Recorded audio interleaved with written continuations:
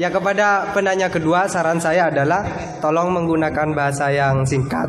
Terus yang kedua, juga jangan takut dengan kata-kata intimidasi dari Gus Baha ya. Karena menurut Dale Carnegie itu narasumber yang baik adalah yang mengintimidasi audiennya. Itu adalah salah satu ciri narasumber yang baik. Dale Carnegie mengatakan begitu. Gus nonton saya, beliau mungkin baca Dale Carnegie. Tapi kalau beliau tahu Dale Carnegie ya.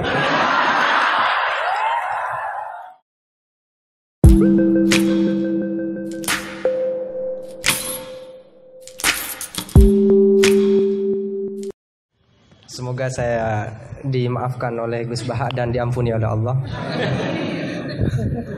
bahwa saya telah mengatur beliau, karena betapapun kata beliau aturan prosedural ya harus tetap di bawah taklimu taklim.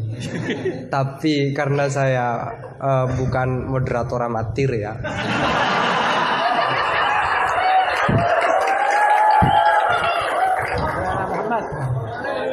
Jadi karena bukan moderator amatir, saya pakai yang satunya, bahwa akhlak itu harus di bawah hukum. Dan dalam konteks musyawarah ya moderator adalah kekuasaan tertinggi.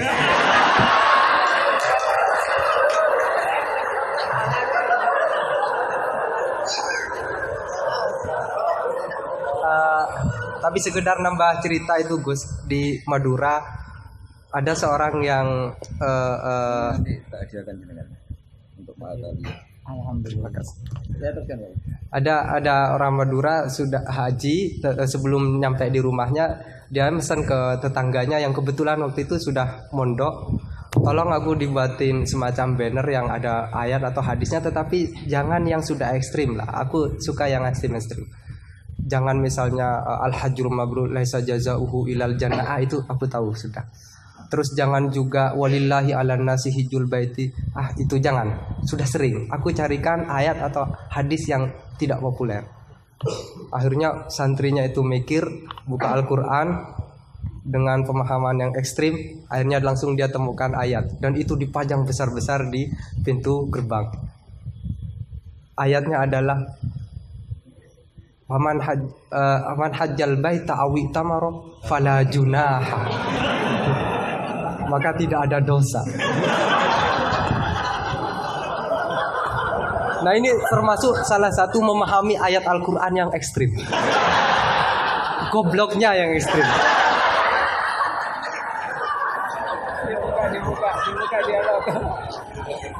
Baik, silakan dua pertanyaan, dua penanya ya. Gus Husen, Putri juga ada, silakan kalau ada. Ya, satu putra, satu putri. Kalau putri gak ada, gak apa-apa.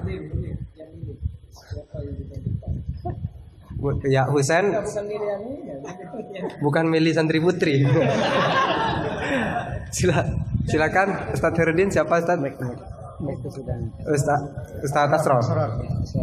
Ya, saya persilakan dulu dari Ustadz Asror dulu. Ya, Ustadz dulu biar takzim, biar saya tahu.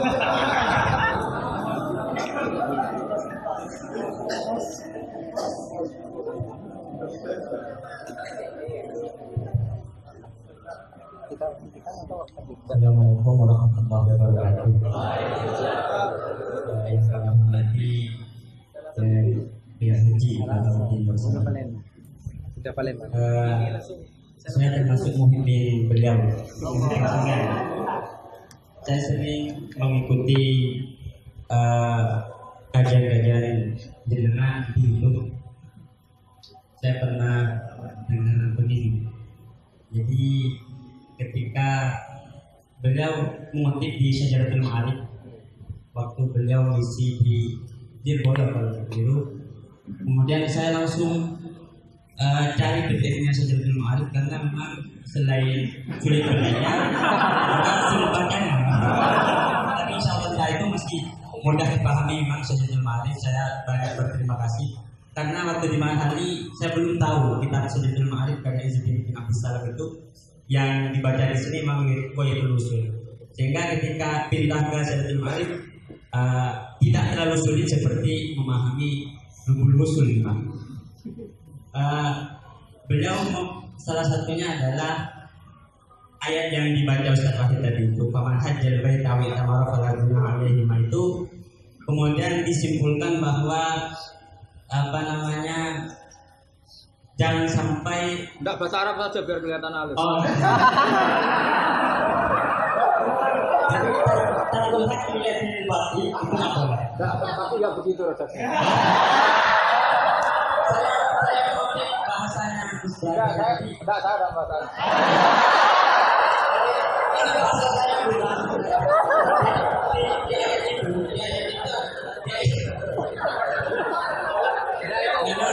Kalau di depan Ustaz itu semua iman jadi luntur.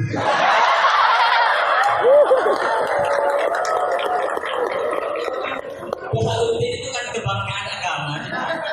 Meskipun beliau mengatakan dengan sombong-sombong itu karena sudah jadi dari awal menjadi kebanggaan agama, jadi biasa. Ustaz Bahaluddin ini di kalangan kita Ustaz yang paling top. Tapi ketika Ustaz yang lebih alim saya itu biasa saja. Supaya sudah namanya saja Bahaluddin. Di ayat tadi itu wala junaha alaikum dan diceritakan di situ memang dulu ada patung-patung begitu sehingga disimpulkan oleh ulama bahwa tarkul haqli lihat di batin itu tidak apa-apa. Apa namanya? Tak boleh. Jadi tarkul haqli lihat di batin tak boleh. Saya ini jadi penonton. Yang ingin saya tanyakan begini Gus.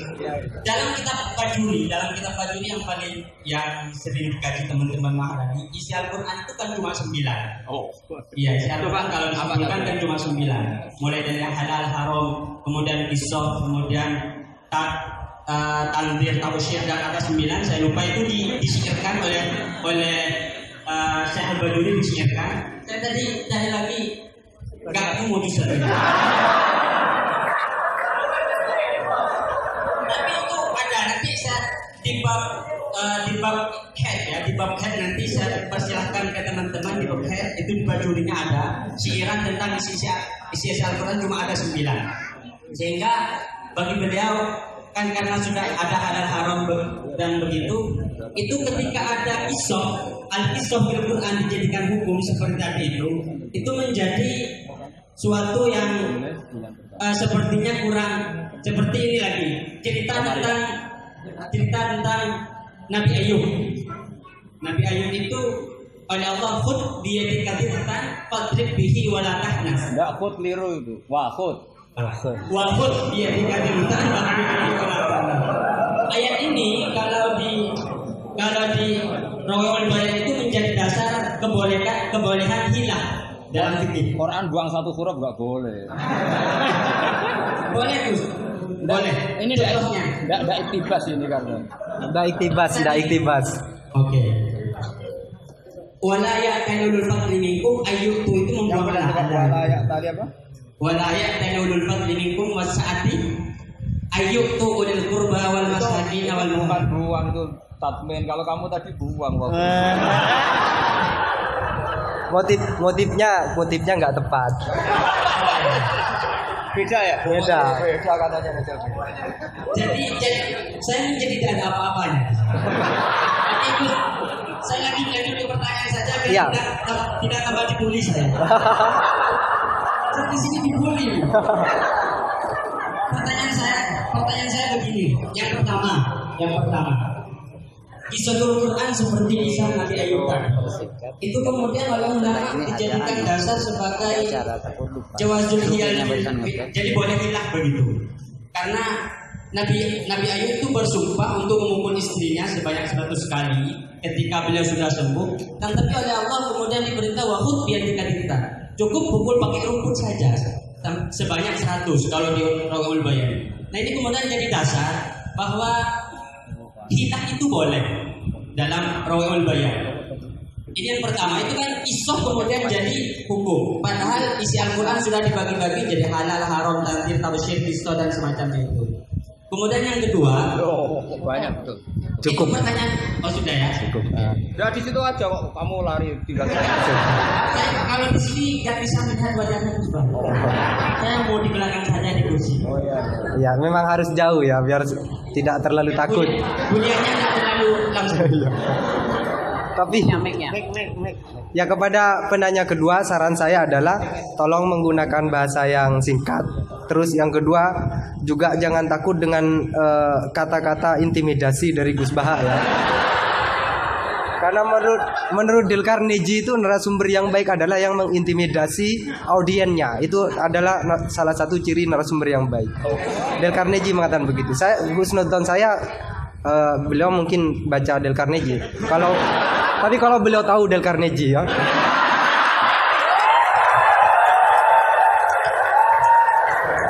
Ya, silakan Saudara Husen.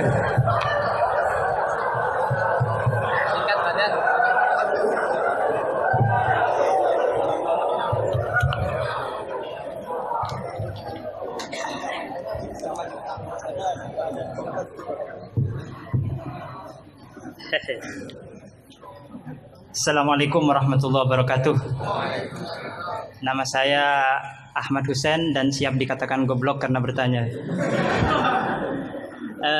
Gus Baha ini berapa bulan yang lalu diangkat sebagai Rois Syuriah PBNU dan itu tidak melalui proses kaderisasi, melalui ranting, MUIC dan seterusnya.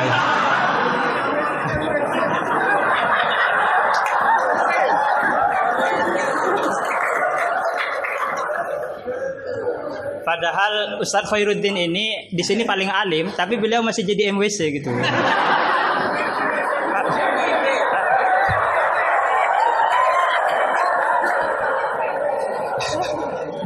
Iya, terima kasih. Nah, itu berangkat dari Gus Baha sebagai Rois Syuriah. Saya ingin bertanya tentang ke-NU-an yang telah dirumuskan oleh Ki Hadratus Syekh Hasyim Asy'ari. Karena beliau kalau misalnya nanti tidak bisa menjawab berarti diragukan ke Rois Syuriahnya.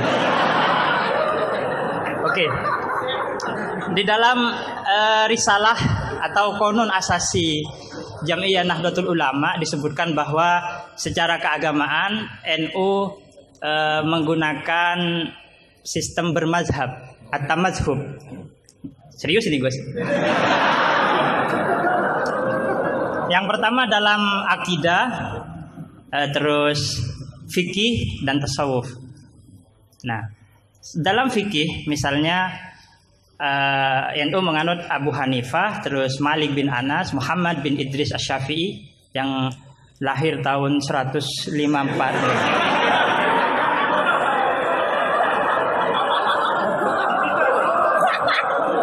Wafatnya tahun 205. Akhirnya berapa? 154. 50. Mungkin kitab saya ditahrif itu Gus. Apa? Umurnya Imam Syafi'i berapa? 63. Oh iya. Ya intinya umurnya pendek. Lahirnya Imam Syafi'i tahun berapa? 50, pokok 50 lah. 140 tambah 204. Iya, 204. Kalau Al-Ghazali wafat 505. Nah, iya. Ya pertanyaannya gini Gus. Pertanyaannya gini, bahwa sistem bermadhab NU itu yang pertama adalah Al-Quran, As-Sunnah, Ijma' dan Qiyas. Sementara dalam aspek lain NU menganut mazhab Abu Hanifah, Malik bin Anas, yang mana salah satu masadirul ahkamnya adalah misalnya Abu Hanifah menggunakan istihsan, Imam Malik menggunakan amalu ahlil Madinah. Nah, ini seperti ada kontradiksi atau kontradiksi interminus istilahnya itu. Di satu sisi pakai kias, tapi di sisi yang lain kok menerima istihsan gitu, menerima amalu ahlul Madinah. Padahal dalam sistem beragama NU itu landasan keagamaannya adalah Al-Quran, As-Sunnah, Ijma' dan Qiyas. Tapi di dalam ruang lingkup yang lebih dalam bermazhab Abu Hanifah, itu Abu Hanifah menggunakan istihsan. Ini perlu ditambah rumusan Ahlus Sunnah wal Jamaah atau saya yang salah memahami gitu. Jadi yang dimaksud Qiyas di situ apa Gus? Kalau misalnya kias hamlu maklumin ala maklumin sebagaimana dalam Goya halaman berapa itu? Terima kasih. Jadi yang dimaksud kias dalam rumusan Ahlussunnah wal Jamaah itu gimana? Karena masih ada istihsan gitu kan, ada kontradiksi gitu. Kok kias diterima, istihsan juga diterima gitu. Terima kasih. Semoga Gus Bahak paham ya. Ini yang semoga yang nular itu bukan hanya GR-nya ya, tapi juga ilmunya beliau semoga nular. Amin. Saya persilahkan kepada Kiai. Enggak dijawab, gurunya aja cukup. Ini sama Abdul Wahid. yang ini. Husain. Tapi enggak cucunya Nabi yang Husain.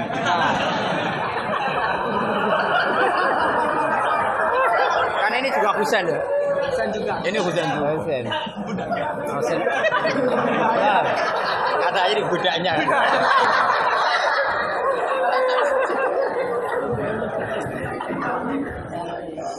Ini yang jelas ini hari ini benar-benar kacau. Kacau sekacau-kacaunya ini. Ustadznya bingung, santrinya sudah bingung, sombong lagi.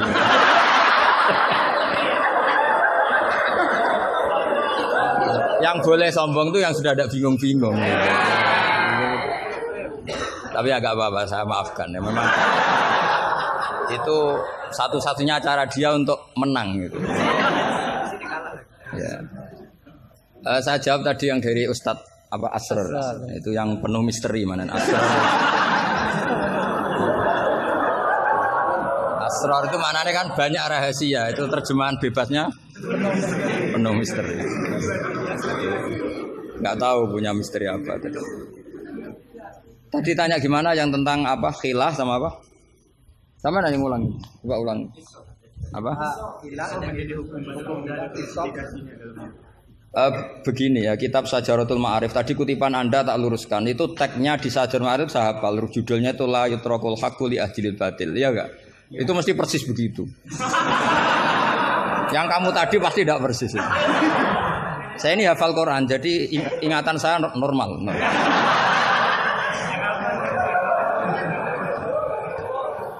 Terus berhalanya namanya apa? Saya ingat kalau berhala yang di Safa dan Marwah, Isaf dan Nailah.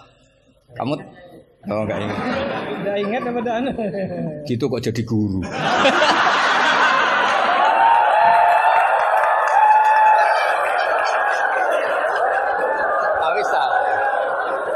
Jadi maksudnya itu mungkin jadi gurunya sah karena muridnya lebih bodoh. Tapi yang nggak sah itu gini loh. Wong kelas gitu kok melawan saya itu loh. Itu sangat nggak sah ya. Jadi ibaratkan saya ini sudah tisen dilawan LSPK, lu bisa mati. Bisa mati. Begini ya, saya ini belajar itu banyak. Selain belajar banyak, saya itu punya hafalan banyak. Jadi penting ya, hafalan itu penting karena itu kias atau tadi misalnya cerita itu bahasa Arabnya kisah. Tapi as-salik anil kisah ilal iktibar itu adalah maslaku ahlil akhyar. Itu masyhur itu dawuh ulama. Jadi dari cerita kemudian diiktibar itu maslakul akhyar, manhajnya orang-orang pilihan. Sehingga cerita ini sebetulnya idzoh atau mau idzoh atau kisah ini menjadi iktibar. Dan iktibar masuk yang di antara yang 9 itu. Misalnya begini, sampean guyon di sini. Itu kalau bapak saya masih sugeng, sampean guyon gini dibiarin. Bapak itu pernah sama saya mau manggil santri. Kemudian di kangkang itu baru guyon, itu bapak balik. Kembali ke dalam nggak jadi manggil. Padahal mau manggil karena ada tamu disuruh melayani tamu. Kata bapak gini, Pak kenapa kembali? Santri itu fakir radhi duit. Kok iso guyon itu barang mewah.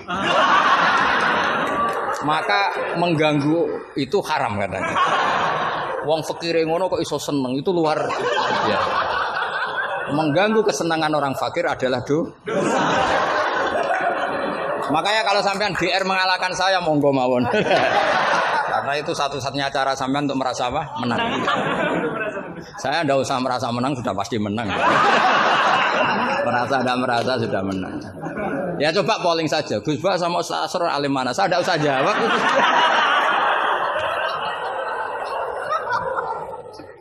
Saya tidak usah jawab, pasti menang saya. Bukan saya yang memenangkan, ya memang menang, memang.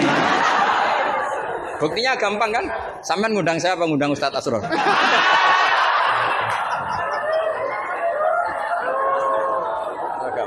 Jadi yang angkuh itu sampean, bukan saya kan, bukan saya. Jadi iktibar itu maslaku ahli akhyar. Termasuk yang saya kagum dari kitab Syajaratul Ma'arif adalah ketika malam itu ada rapat, dengerin ya, malam itu ada rapat bahwa besok Musa harus ditangkap. Di antara yang rapat itu adalah ada rojulun sing yaktumu imanah yang disebut waqala rojulun min ali fir'aun apa yaktumu imanah. Karena dia ikut rapat, kemudian dia bocorkan ke Nabi Musa ya, wajah apa min aqsal madinati seterusnya itu yang innal mala ya'tamiru nabika. Itu wajah rojulun min aqsal madinati apa? Yas'a. Qala ya Musa innal mala ya'tamiru nabika. Itu si rojul ini pagi-pagi mungkin bukan pagi ya, setelah rapat itu langsung bergegas nemui siapa? Nabi Musa, besok kamu akan ditangkap oleh tentara dan kamu akan dieksekusi. Kamu kok tahu? Saya ikut rapat. Tapi karena dia masih yaktumu apa? Iman. Itu kan cerita ya, kita sepakat ya. Itu apa? Cerita, kisah. Tapi Imam Izzuddin bin Abdissalam yang punya gelar Sultanul enggak keliru, Sultanul Ulama. Oh, ini mesti salah gurunya. Sultanul apa? Ulama. Ya. Yang penting kita jangan sampai jadi Sultanul Juhala. Karena ini belum ada presidennya. Raja Wali sudah ada Abdul Qadir. Raja Ulama ada Izzuddin bin Abdissalam. Kayak Raja Bodoh itu terlalu banyak. Makanya kompetisinya susah ini karena terlalu banyak yang jadi apa? Nah, ternyata oleh Izzuddin bin Abdissalam yang diambil contoh itu yas'anya. Maka di ayat itu beliau mengebabkan babul musaroah ila khifdidima. Bab pentingnya bergegas untuk menyelamatkan mengalirnya darahnya seorang mukmin. Jadi yang dia simpulkan dari kata yas'a bahwa untuk menyelamatkan darah itu ora oleh sak kobre, tidak boleh sesempatnya, tapi harus yas'a. Yas'a itu bergegas. Nah itu kan dari kisah menjadi istidlalun fiqhiyun, apa? Menjadi istidlalun fiqhiyun atau amrun fiqhiyun.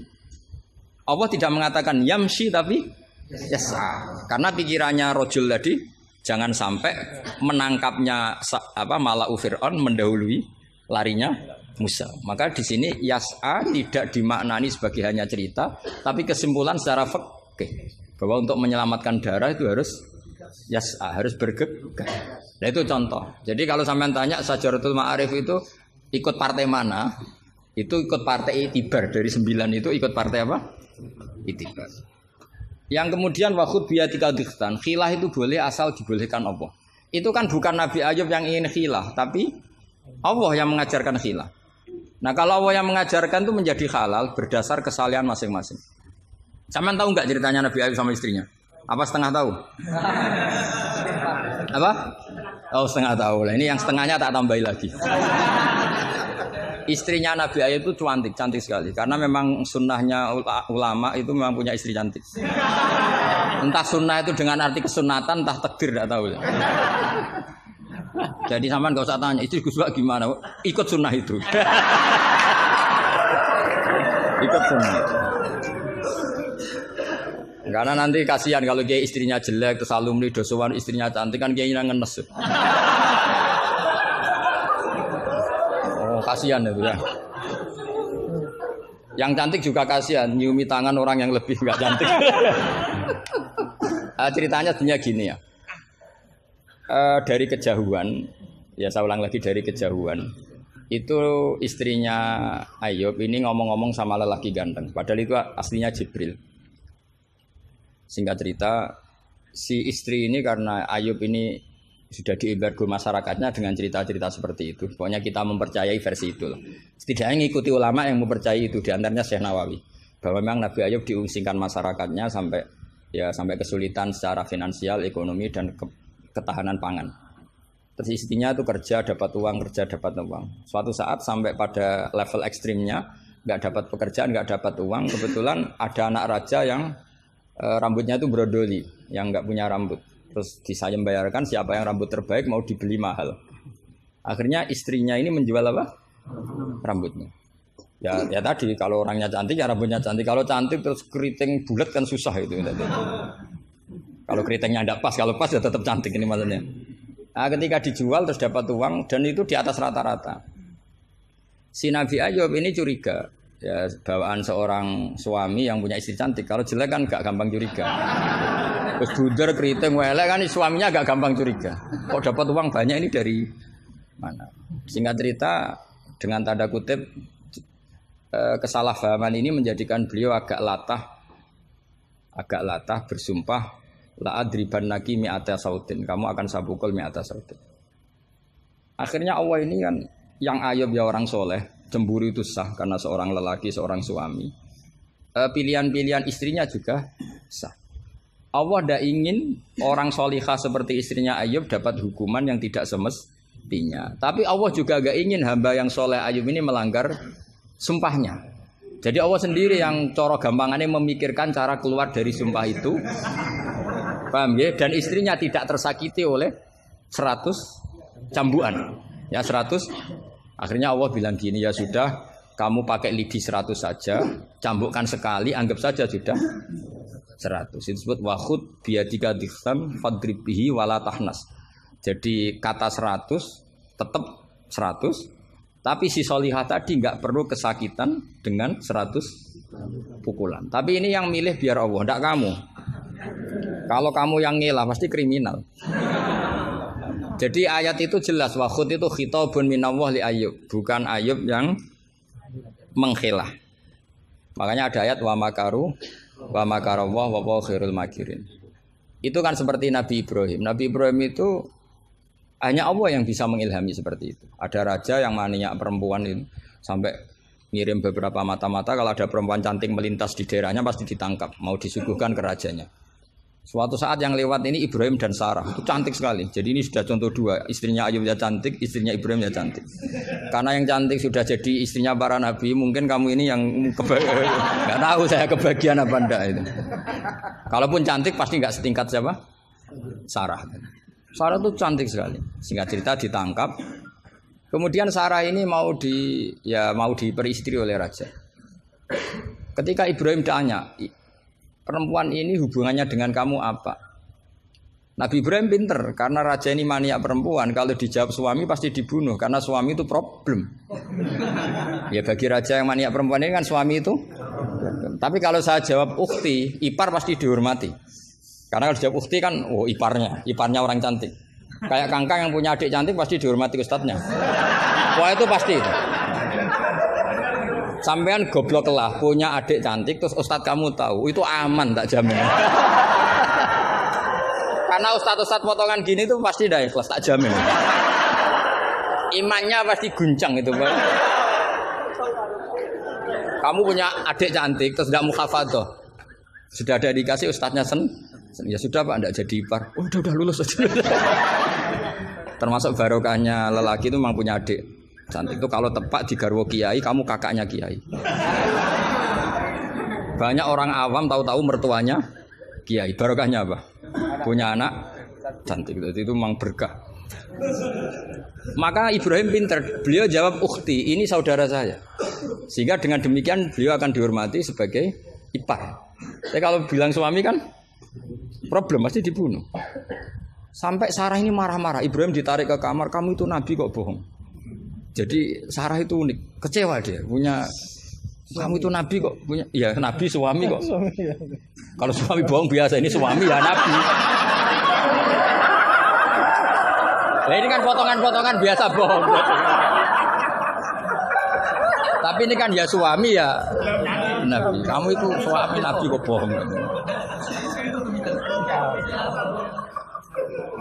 Ya kalau nabi kan nggak mungkin bohong. Tapi kalau suami tok kayak sampean-sampean ini kan, wes mesti bodoh. Bar ngopi di perempuan cantik kok di ngopi, nang di, ya ngopi wae. Karena kalau menyebut warung kopinya pasti apa? Masalah. Makanya kalau dijawab ngopi ning di, kalau istrinya apa yang jaga cantik di umatnya Rasulullah. Karena sekali disebut masalah.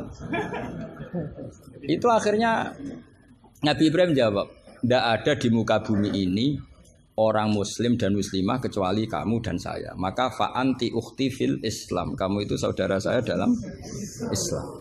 Terus oleh balaghah disebut itu tauriyah apa? Tauriyah. Tauriyah itu kata yang tidak bohong tapi lafadz ini muhtamil. Lafadz ini mirip-mirip muhtamil. Jadi sebenarnya saya mengatakan sampean goblok itu goblok dalam hal maksiat. Itu kan keren.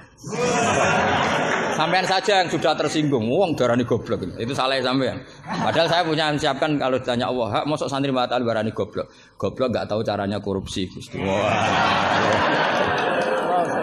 Jadi itu sebetulnya kalimatu madkhin. Tapi kamu yang keburu suudzon sama saya, kamu anggap itu kalimatu apa? Damin. Itu resiko ilmu cekak itu. Sebetulnya di balaghah itu ada tauriyah apa? Ya, Mas pernah belajar tuh itu. Jadi tetap saja kisah-kisah ini melahirkan satu pelajaran. Karena kita tetap bisa menyimpulkan tadi. Zaman berhala itu ada di Safa dan Marwah, berarti ada batil. Orang Islam tetap disuruh sa'i. Berarti la yutrakul haqqu li ajlil batil. Kemudian yang jenengan tadi tanya apa? Sampean pernah baca kitab itu? Khatam? Oleh menindak kok fasih. Benar-benar jujur.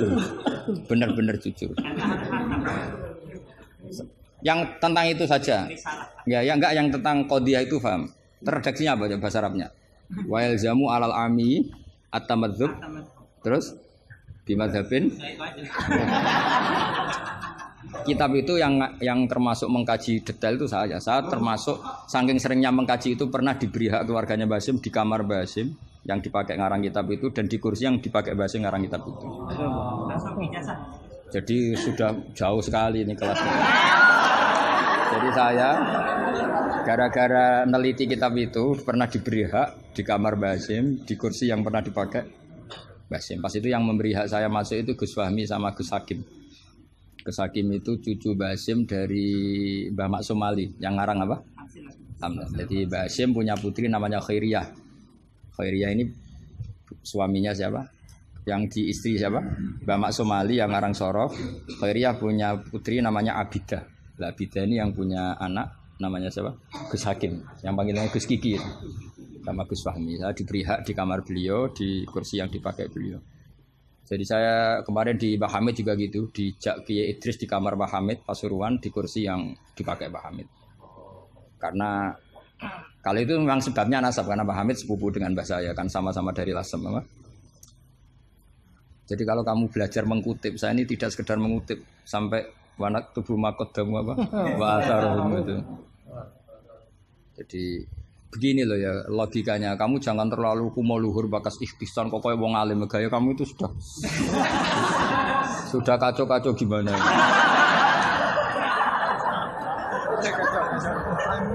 Kayak parah ya. Cerminan ajaran gurunya ini kacau. Iya, jadi ini kamu itu korban pengajaran yang salah. Dan kamu bahasanya juga salah. Menurut NU, pegangan itu 4 itu tidak menurut NU, menurut ahli sunnah wal jamaah. Jadi begini ya, kias itu kan sebetulnya hanya bahasa saja. Sebetulnya ya istihsan juga kias. Sebenarnya kalau kita, karena ketika seseorang itu menomorsatukan Quran dan hadis, pasti istihsan ini juga tidak keluar dari Quran hadis. Ketika kamu katakan kias, itu juga tidak keluar dari Quran hadis. Maka pertanyaannya, menurut Dawud Az-Zahiri, sebetulnya kias itu ada apa enggak? Ya bisa saja enggak ada. Misalnya begini, sama tak beda aja ilmu yang paling gampang. Yang kamu pahami kias itu ada berapa? Aulawi, terus Musawi sama Adna. Yang gampang-gampang saja, yang masih amatiran saja. Kalau di usul fikih istilahnya apa? Lahnal khitab, fahwal khitab. Ngono kok lali yo ya. Aku sing wis tokoh nasional ilingan. Harusnya lupa itu saya pantasnya karena sibuk. Harusnya yang pantas lupa itu saya karena sibuk. Kalau soal Surya memang saya tidak minta. Jadi itu anugerah sudah, anugerah khidmah. Saya juga sampai sekarang nggak merasa Roh Surya biasa aja. Karena ya apa ya, kalau keluarga Quran tuh beda. Saya ini kan dari keluarga Quran, bapak saya hafal, bapak saya hafal, sehingga apa ya bangganya itu sudah dengan khidmah Quran. Jadi sampai hormatin ndak itu ndak ngefek sudah. Biasa munajat kenal Allah, kenal makhluk biasa.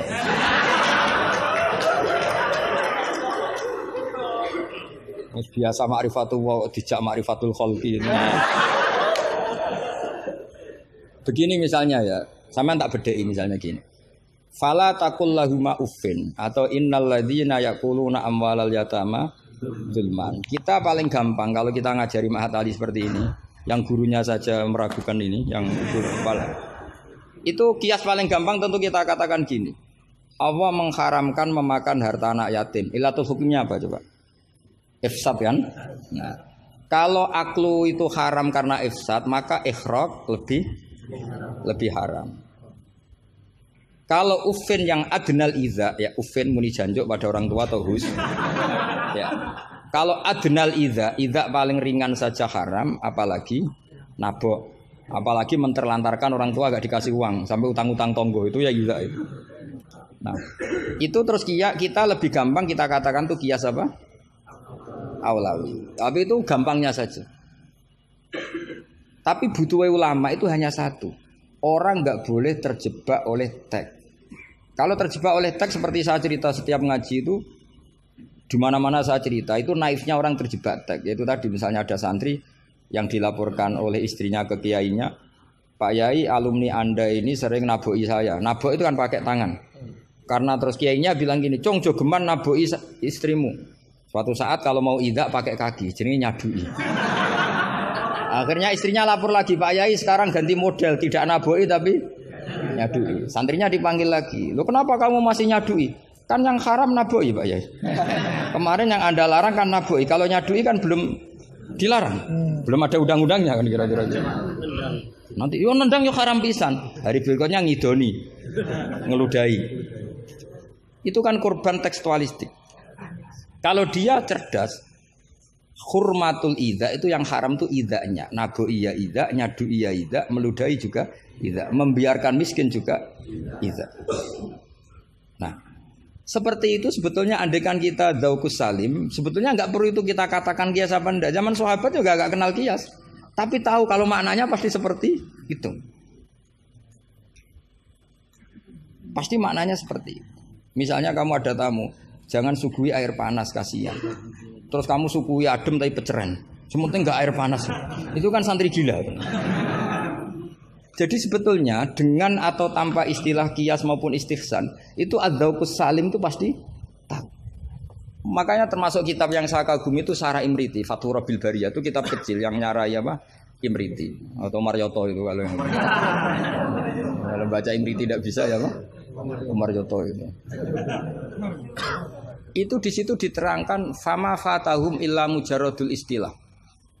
Jadi kalau kamu tanya kenapa sahabat tidak belajar nahwu, tidak belajar i'lal, tapi mereka punya salikoh, punya tobiah yang menjadikan mereka ya kalau ngendikan ya doroba zaidun amron atau marortu bizaidin. Tapi mereka kalau kamu tes, misalnya Abu Bakar buat tes, zaidun jenenge apa? Doroba zaidun amron, terus amron jenenge apa? Ya ora iso pinter sampean mesti. Sampean pinter zaidun fa'ilun marfu'un wa alamatu rafi'i dhammatun dhahiratun qali annahu ismul mufrad. Amron maf'ulun bih mansubun wa alatun. Mesti ra iso, mesti pinter sampean. Tapi sampean mesti ditertawain Abu Bakar. Karena ditertawanya gini. Kang, pelaku pemukul siapa? Zaidun. Berarti Zaidun jadi apa? Fa'il. Ya wis suwi agar subjek bahasa Arabe ya fa'il. Sing dipukul sapa? Amron. Jenenge apa maf'ul? Lah iya angger objek jenenge ya madrub, jenenge ngono kok butuh jeneng bocah kok goblok. Mesti gitu kira-kira. Jadi sebetulnya ketika kita punya istilah yo ono naife dhewe.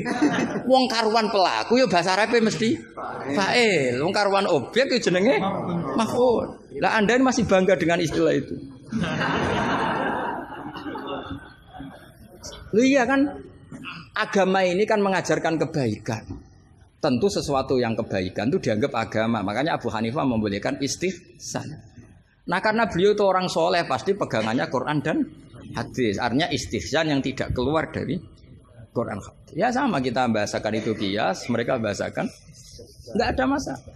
Dan zaman sahabat nyon saya udah tahu istilah itu semua, memang nggak perlu tahu karena masih punya dzauqus salim. Makanya sahabat itu pinter sekali kan, tapi nggak perlu kamu tes. Karena kalau protes juga kudu guyu. Mbah Abu Bakar, ya Abu Bakrin tak takoki doroba Zaidun amron, mana yang fa'il? Mesti guyu. Wong karuan sing mukul Zaid ya fa'ile ku. Zaid. Maknane fa'il itu pelaku. Amron maf'ul bi. Mesti anggar korban objek jenenge amron. Oleh wong di ilmu ngono kok bangga. Cara Abu Bakar mesti iki cerita. Makanya disangkan fama fatahum illa mujarradul istilah. Sahabat itu hanya enggak tahu istilahnya tapi membacanya sudah benar. Nah, kenapa enggak tahu? Memang enggak ingin tahu, wong gitu saja kok perlu tahu. Loh kok udah tahu ya? Coba lam itu namanya apa? Jazim. Berarti yadrib namanya madzum. Terus Abu Bakar mbok warani yadribu, kenal lam menjadi lam yadrib. Lam jazim, yadrib madzum. Yo wis suwe le jong-jong angger amile. Inna Zaidan qaimun, inna amil Zaidan makmur. Mesti yo Abu Bakar suku ya. Jong-jong ora ilmu ngono kok seneng merakaruan. Ya mesti wae. Itu kan makanya dulu bahasa Arab dulu itu tidak ada kata zaujah. Kata zaujah itu bid'ah gitu. Hasanah bodolala tidak tahu, pokoknya bid'ah. Di Quran enggak ada loh bahasa zaujah. Mbak ini perlu tahu, enggak ada bahasa zaujah. Coba. Asa rabbuhu in talaqakunna ayyubdilahu azwajan. Azwajan jamaknya zaud apa jamaknya zaujah? Loh, azwajan jamaknya zaud. Azwajan jamaknya apa? Zaud. Di Quran enggak ada bahasa zaujah karena maknanya zaujun itu pasangan. Kalau dikatakan lelaki maknanya perempuan. Kalau dikatakan perempuan maknanya lelaki karena zaujun maknanya pasangan. Ndak berhubung jagani wong ora pati pinter mau. Akhirnya terus ono zaujah. Di Quran enggak ada. Coba an-nabiyyu aula bil mu'minina min anfusihim. Terusannya apa? Wa azwajuhu ummahatuhum. Ayo. Azwaj zamannya zaujun apa zamannya zaujah? Zaujun, zamannya zaujah, zaujat. Mau belajar bahasa Arab sih kok bantah bocah ora sopan. Tapi berhubung jagane wong goblok-goblok iku. Akhir ono zaujun. Ono zaujah sebetulnya cara wong ditaku salim wae, ada zaujun itu pasangan. Coba lihat di Bukhari, An Aisyah zaujin Nabi. Jarang Imam Bukhari bilang zaujatin Nabi. An Aisyah zaujin Nabi. Karena itu masih bahasa Arab orisinil. Belum kena Mahat Ali sini masih orisinil. Ya belum kena asrori dia. Karena maknanya zaujun itu apa? Pasangan. Jadi kalau dikatakan zauju Zaidin berarti imro'atu Zaidin. Kalau yang ngomong itu misalnya zauju Aisyata ya siapa? Pokoknya mesti seperti itu. Tapi gue beda no, ben wong gue gampang ono zaujun. Tapi Quran enggak pakai bahasa itu, masih pakai bahasa orisinal. Makanya disebut an-nabiyyu aula bil mu'minina min anfusihim wa azwajuhu ummahatuhum. Azwaj huna jam'u zaujin. Zaujin maknane pasangan. Dong ya. Jadi bahasa ngalamilah. Sahabat itu enggak perlu tahu bahasane sampean enggak perlu.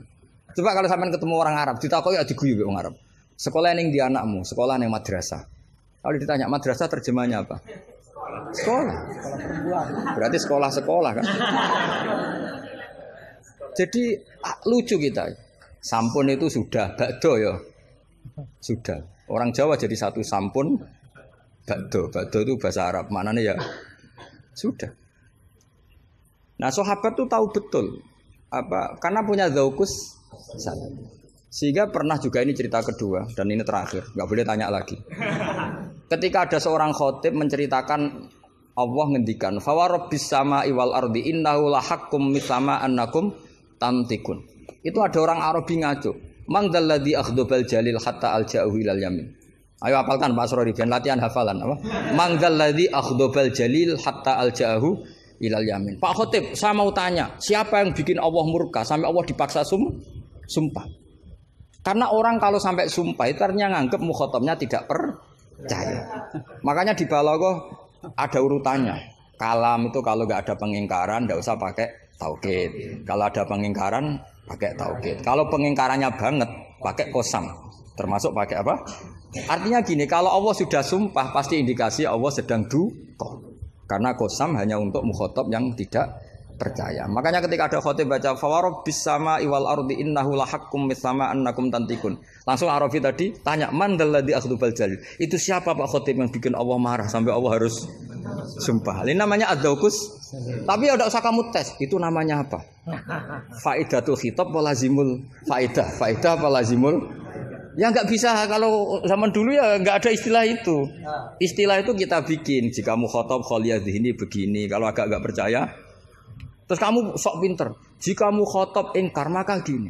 Ya memang bahasa Arabnya enggak percaya ku ingkar dul ngene kok ora roh. Tapi kamu anggap bahasa Arab itu luar biasa. Ya kan normal kan sebetulnya itu normal. Dong ya sudah ya. Ya sudah. Ya sekira mohon maaf ya muga-muga kula ya disepuro pangeran. Tapi yang jelas itu lebih salah sampean. Yang seneng kiai kok ngatur apa? Gus Ba harus datang tanggal ini jam ini. Cek keren nih ngatur. Ya biasa kira demikian. Assalamualaikum warahmatullahi wabarakatuh.